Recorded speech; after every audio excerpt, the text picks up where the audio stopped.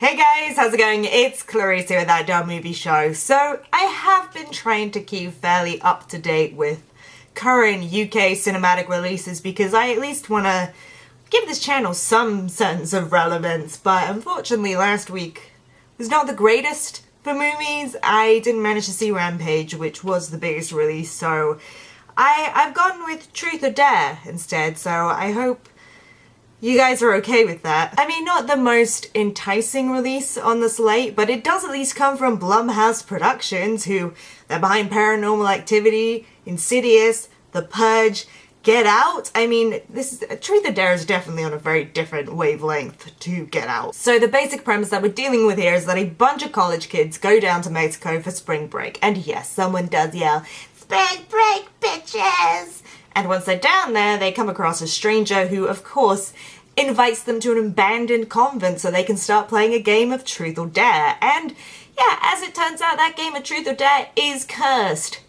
Typical. So the deal is that whenever it's your turn, some paranormal entity comes along and asks you to choose Truth or Dare, and if you don't, you die. And I think you can kind of get an impression of the movie I'm talking about here. The kind that somebody pitched to a room full of executives and got greenlit long before they actually sat down in front of a computer and thought, so what actually is the plot of this movie going to be? The kind of film that almost exclusively moves plot forward by having characters sit down and just Google the things they want to find out. Specifically things like Mexico, Truth or Dare.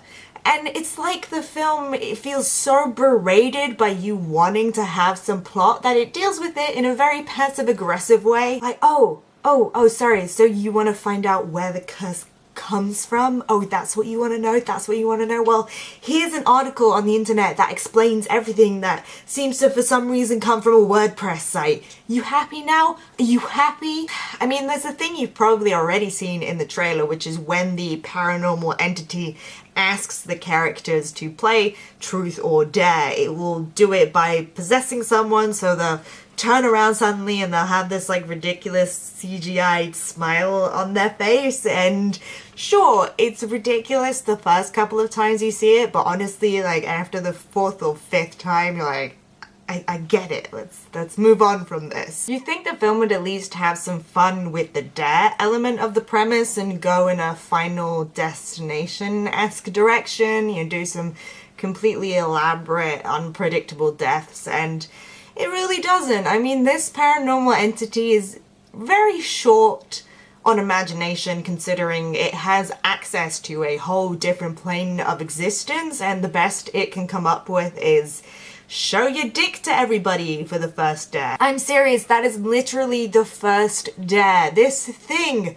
probably can see through all of space and time, and the most dastardly thing it can come up with is whip your dick out. I mean, and the dares really don't improve from there. It's just lacking that devious nature that the Final Destination films had. Like, it just wants to pummel through the concept instead of having fun with it. And what's especially weird is that it keeps regularly going towards these quite serious, quite dark issues. I don't want to say what they are because they're kind of spoilers, but I'll just say that they're real world issues that real people have to deal with. I am very aware that this is for a young teen audience. I mean, it's got Lucy Hale in it, it's got Tyler Posey from Teen Wolf, and so of course it's not going to be as intense or as gory as a lot of other Blumhouse production films, but the fact that it keeps exploring such